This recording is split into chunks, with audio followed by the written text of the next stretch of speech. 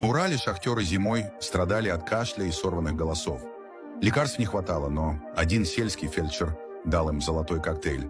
И за неделю голоса возвращались, а кашель исчезал. Секрет держали в тетрадке до пенсии. Сильный кашель, боль в горле, сиплый голос.